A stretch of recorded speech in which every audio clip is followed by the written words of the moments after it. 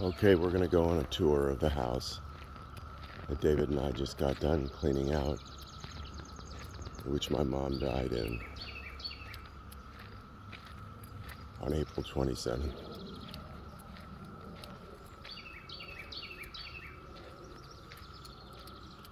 This is the front of the house. This is what she looked out on.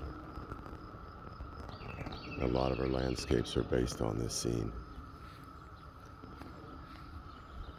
We got the house power washed completely, trimmed up the trees, cleaned things up as much as we could. All the on the side. There's the neighbors.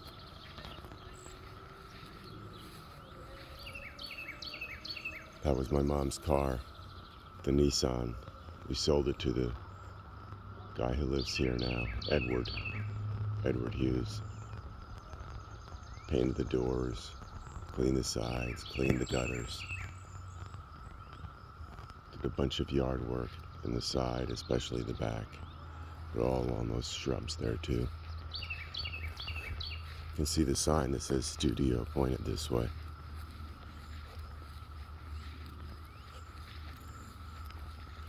It's my car getting ready to go back to Virginia. Not Virginia, North Carolina.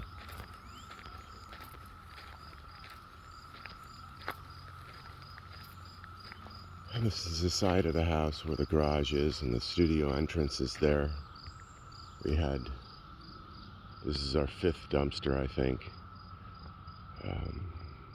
We had over 10 tons of material, of stuff taken out of here. Each dumpster comes with 2 tons. We get 2 tons with each dumpster, and we were over on every single one, so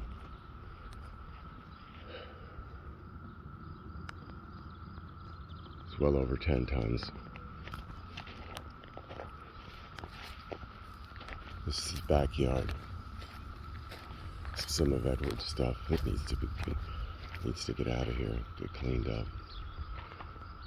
The view for the front of the house.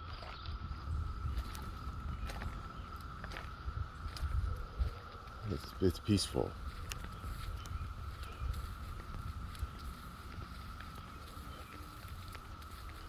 I saw some deer back here grazing.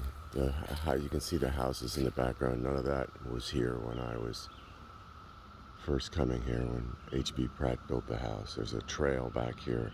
People walk on, ride their horses, I guess, back here. And this is the back side of the house.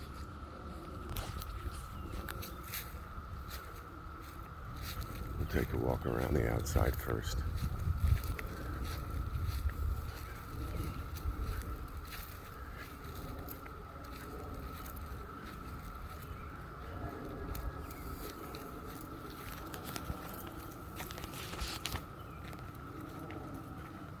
The neighbor's pool in the back.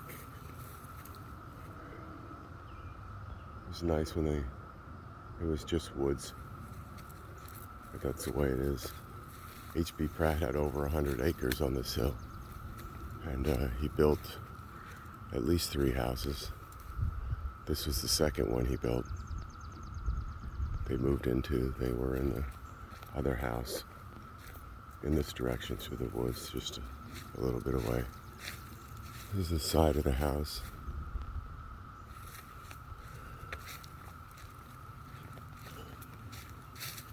Studio's on the top floor.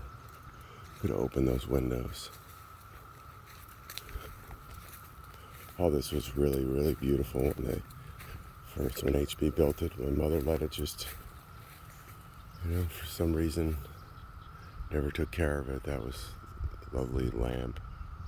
This beautiful wrought iron, kind of ironwork gate. The walkway is in total disrepair, unfortunately. There's a kind of an entranceway there, and a deck that been there numerous times when I visited. It overlooked the New Jersey hills, I guess.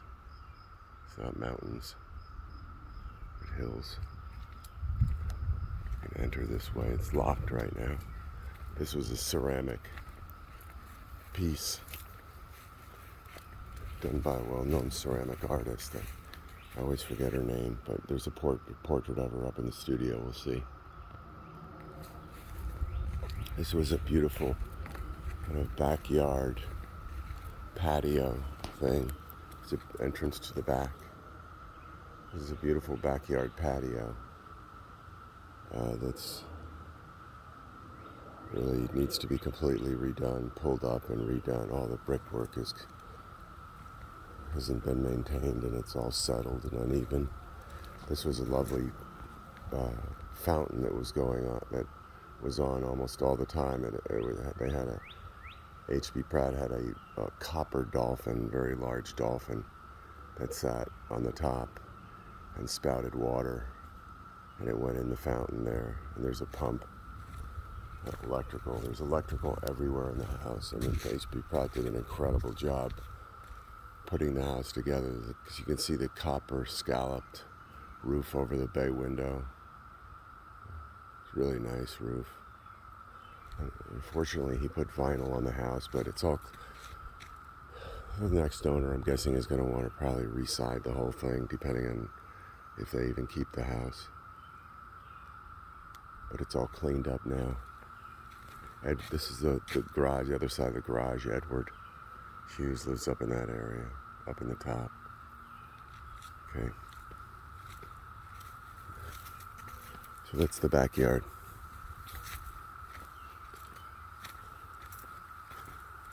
We'll go around to the front. We'll go around to the side, go in the house.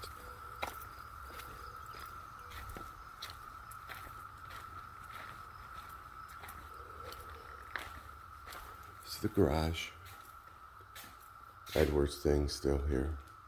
Otherwise, it's emptied.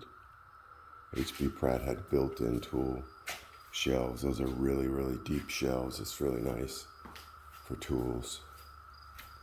Everything he did really well. Even the garage door openers with this plate on it, not just a plastic, buy it off the shelf.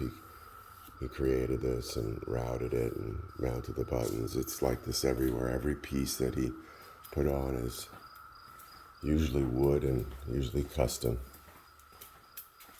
And this is a storage room. It's a nice big storage room that had almost 200 boxes in here of stuff that my mom had bought over the years, most of which really wasn't worth anything anymore. But it's all cleaned out now, except for Edward's wood and things like that.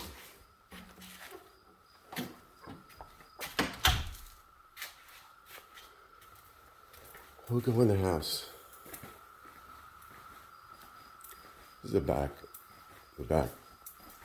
door that goes out to the fountain area. You can see the door's not in great shape. Nothing really is anymore. There's another garage door opener, with a mounting plate that H.B. built. I won't show everything that he did, but it's all over the house. There's no detail that was left unattended. And this is the kitchen. The kitchen, when we arrived, was really uninhabitable. It was so dirty, just incredibly filthy. But we cleaned it all out. We hired some folks to help us and do the kitchen. Nice storage pantries.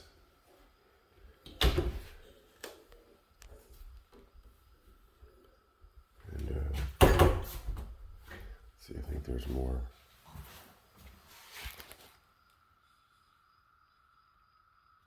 Okay, I'll make sure this is a bathroom, a half bath down here. Again, this was really, you really couldn't use it. It was just too dirty. But it's cleaned up now. From the kitchen, old style kitchen, galley kitchen. All the wood, I don't know whether H.B. built these doors, but he absolutely did all the molding, I can tell. And my guess is he probably built all the cabinets himself or had them custom built for the house. And this is the back. This is over the kitchen, looking out at the back again where that fountain was. Of course, the new owner will probably tear out this kitchen completely, put in granite, a tile, remove this wall, open the whole thing up. I'm guessing. I don't know. This is the dining room.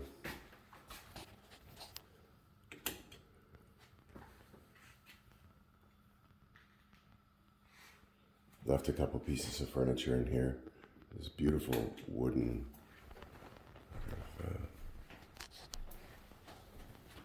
whatever these are called. Looks like they got them from Europe or Mexico.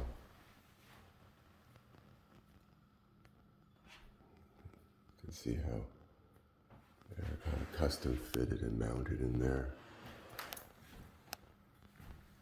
And the backyard that opens up to the kind of patio where the fountain was is through there. This is the an area off the side of the. It's the living room. I guess you could say this part, all part of the living room. Back into the kitchen and dining room. We left a couple carpets here. This is a Persian carpet we left, hand woven. That's a beautiful fireplace, I think. Get that polished up and cleaned up. There's the deck. Built-in bookcases. My mother used to play the piano. I remember as a kid she used to play Christmas stuff and occasionally used to enjoy playing the piano. Throughout this floor of the house, there's these beams that go across. There's one in here and one in the bedroom.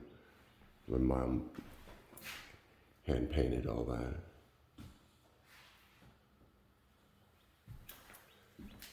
And the deck out back. You can see the hills in the background. And this is I think this probably used to be the front entrance, but it's really I almost wouldn't want anybody coming in here at this point. It needs to be completely ripped apart. Who knows, whatever anybody's going to do with it, they'll do something. Looks like H.B. Pratt put this up here with a directional arrow. That's kind of funny. I didn't notice that until now.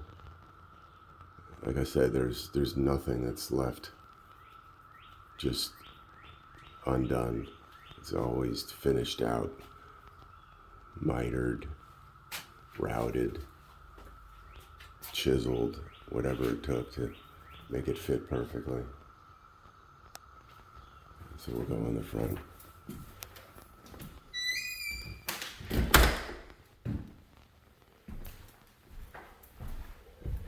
So we'll go in the master bedroom.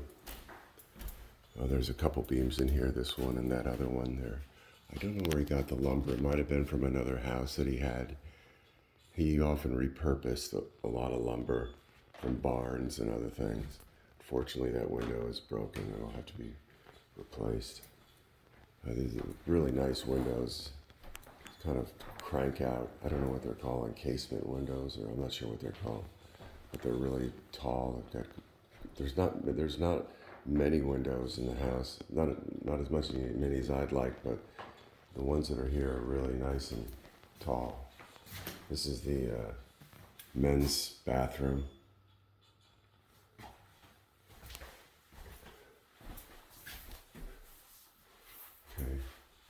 Okay. I believe this is Italian marble. I forgot where they got this from. I think this is all Italian marble. Cabinetry. Everything sort of routed and pieced together nicely. All the woodwork is one of the things that's, I guess, characteristic maybe of an older house. Anyway, some of them is all the wood is left unpainted. It's all stained wood. Of course, it wasn't maintained, so it needs to be refinished. In some places, totally replaced. This is the kind of the men's closet. I have some things in here that I'm going to take with me next time I come up, including this sculpture. that I did in college for a sculpture project at Rutgers.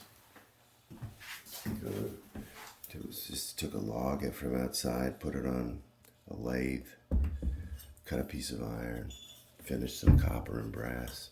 I wanted some lights coming out of those things, but anyway, this is the men's closet. And, right off. Across the way is my mother's bathroom. Same sort of marble. And a very large tub, I guess. It's huge. Soaking tub. With her day and toilet. Keep that open. Trying to keep all the windows open. It looks nicer. Okay.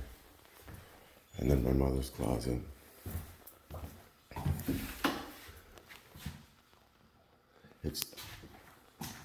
Let's see, where can I show you? So this is the closet. It's hard to describe how enormous this closet is, and there's no way anybody would ever understand how packed this closet was with clothes and memorabilia and record albums, jewelry. There was no room on the floor. There was no room up at the top. Hats, clothes were triple hanged in some cases. There was 2, 3 dressers packed with just completely filled, overflowing with things, different clothes. Every rack up at the top and the side was completely overflowing with clothes and scarves and all kinds of stuff, you know. Okay, we'll go up here. This is the slab. This is just the laundry room. It's off the kitchen. It's a nice stained glass window that I'm assuming they got from, I don't know where they got it from, but it's nice that they installed it like that. It makes a nice piece. It's going into the master bedroom, you know, it brings in some nice light. All the chandeliers look like they're old antique type chandeliers. HB or my mother picked up somewhere years and years ago. Thankfully the washer and the dryer worked because we needed them every day. We just got drenched every day. We worked continuously, David and me. Turn the light on, we're gonna go up to the studio. Put that on a little bit. Okay, this was my mother's. I think probably the reason why she wanted to stay in this place forever. She couldn't let it go. And she couldn't keep it up either. And this is their studio.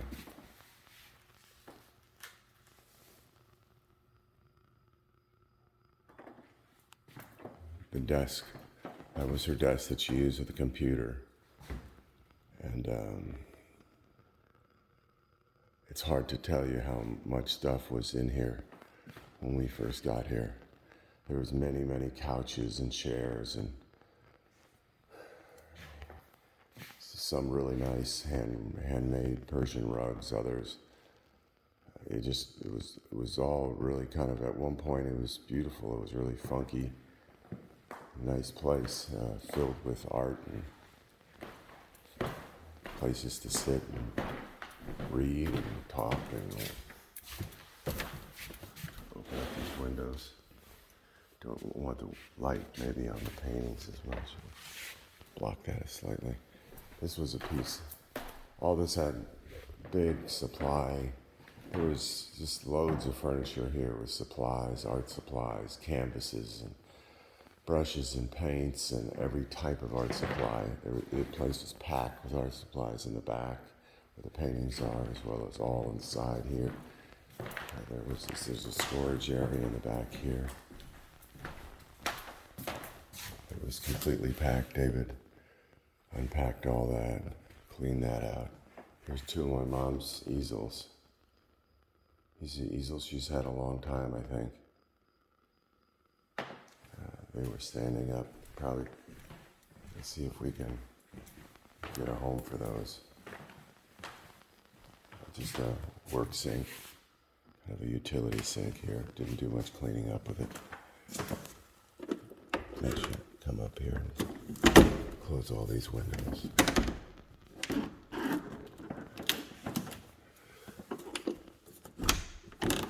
Okay. This is a guy that my mother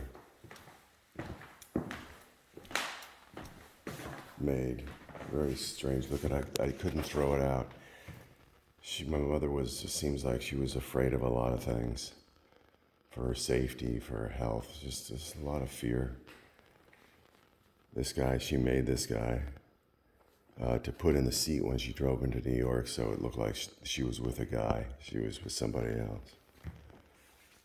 And so this guy was been kind of like a mascot here for us.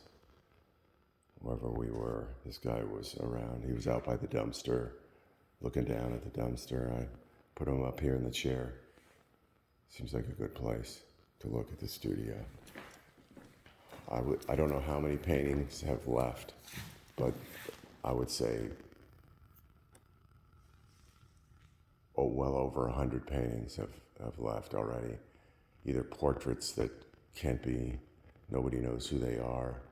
A lot of portraits that were started and not completed, but even if they were completed, we didn't know who they were. Can't get them to them. And Dan Fensky from Windsor Gallery took a lot of paintings because he wants to make sure Mom's art gets viewed and is not thrown out and is appreciated. These are all frames that I put over here for somebody. I'm not sure what I'm going to do with them, but it's just frames. There was hundreds and hundreds of frames, framing for canvas framing. These are, external frames for pictures. This is my art that I put aside for myself. There's no way I'm going to have to bring I'll get a van, bring it up here from North Carolina and bring back most of this art. I can't fit it in my car. But you see this is kind of the technology. Let me turn the lights on.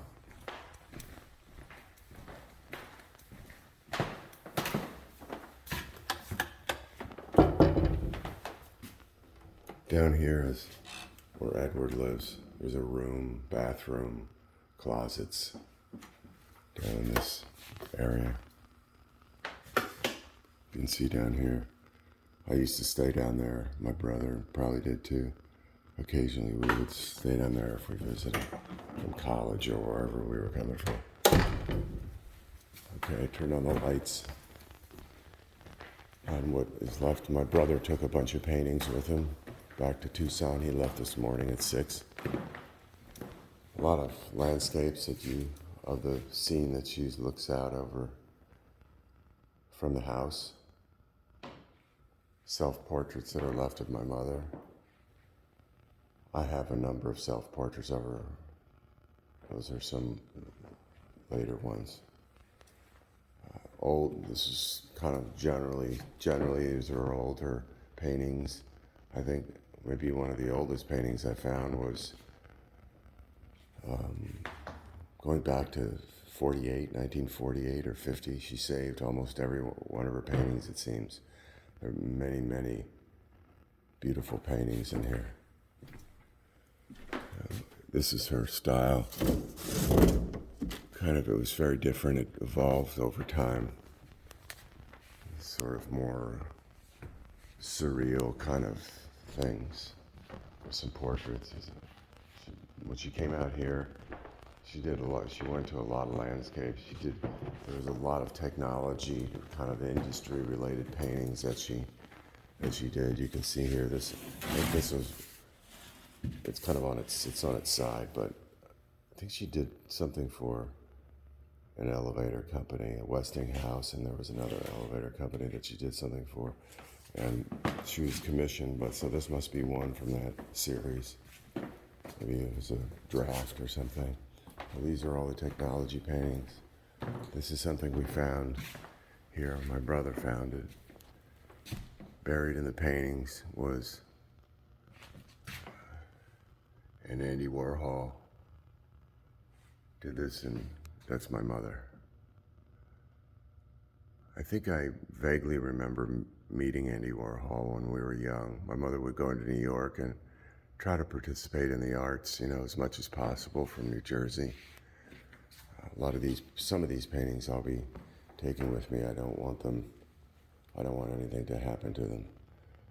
My brother and I still have to figure out what we're going to do with a lot of these other paintings. It's kind of an example of somewhat of an earlier industry-related painting that was done in 1983.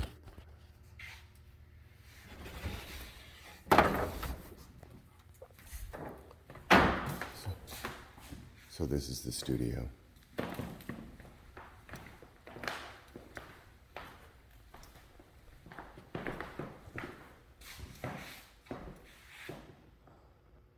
This was definitely her favorite place.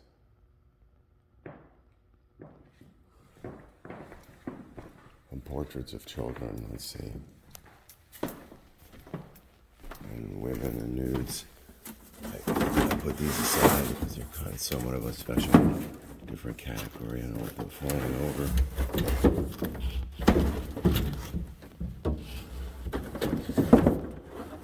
Gotta stack them. Well, come back up here and do that. Oh, that's the studio.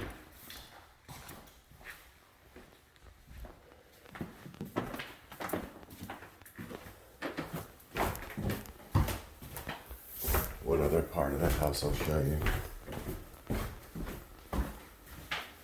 is the downstairs. I think initially this was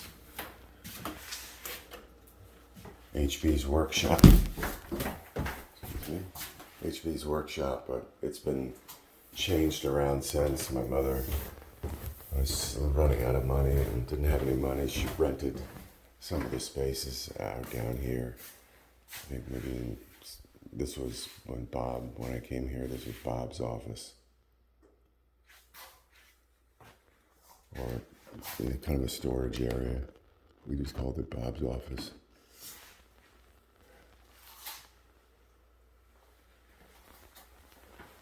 Let's see what the lights are. Light is not working for some reason. Another storage area in here. Clean that out. I don't even probably can't see that.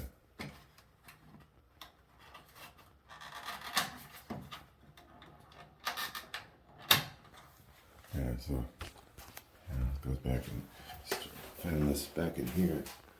That's access to a crawl space, some marble. Save that.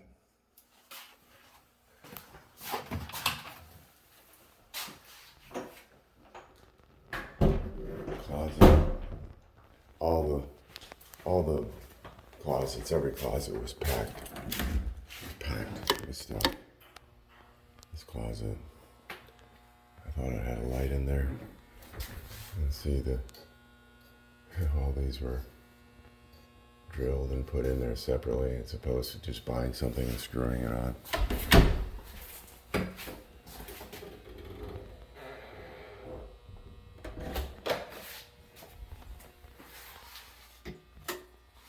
And downstairs bathroom that David used. This is the kit. We have a kitchen down here, but I think initially this was just all big workshop for HB. I'm not even sure this wall was here initially, but it was a huge workshop with every kind of tool you can imagine in here, and we used this kitchen. For some reason it has that stove, and then there's another sink and stove, and we're not sure why that was added. I'm assuming it was for something with rent. And this place was packed, completely packed. All the 200 plus boxes that were unpacked, all the stuff was laid out all over on the tables. There was loads of furniture down here. and it's all empty now. This is a room where David stayed. I stayed here when I came here the first time, and just a bedroom.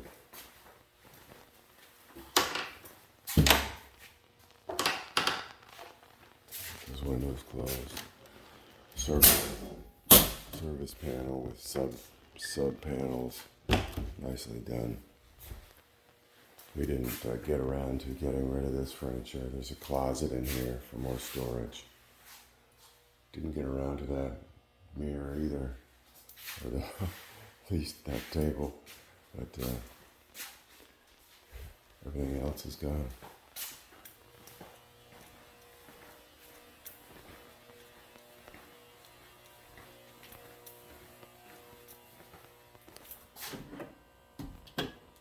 This is the mechanical room. HB had devised, and I can't say I understand it completely, a couple furnaces. He had a cooling system that worked off of running water outside that, of course, was overgrown and never maintained. It doesn't work. It hadn't worked for a long, long time. But he has a different sort of heating system here. And the cooling system, well, there's no central air in the house, so he made kind of a cooling system using running water that kind of flowed down to the outside here.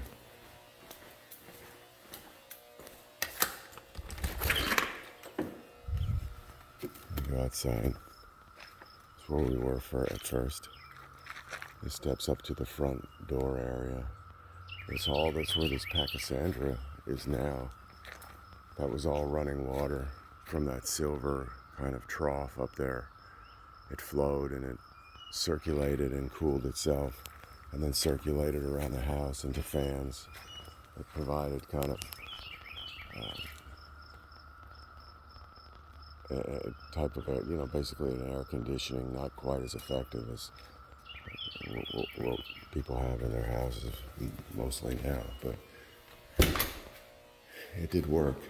This is a heater for downstairs.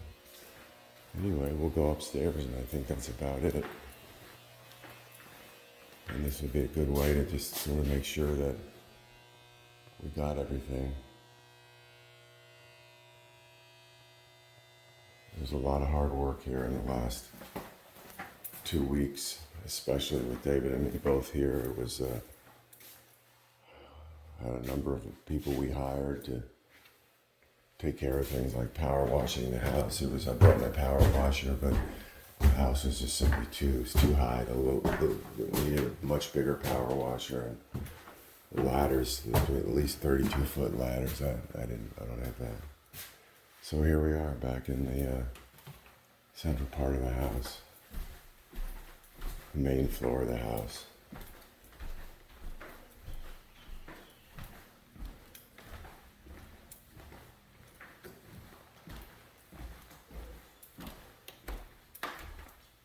And this is where my mother passed.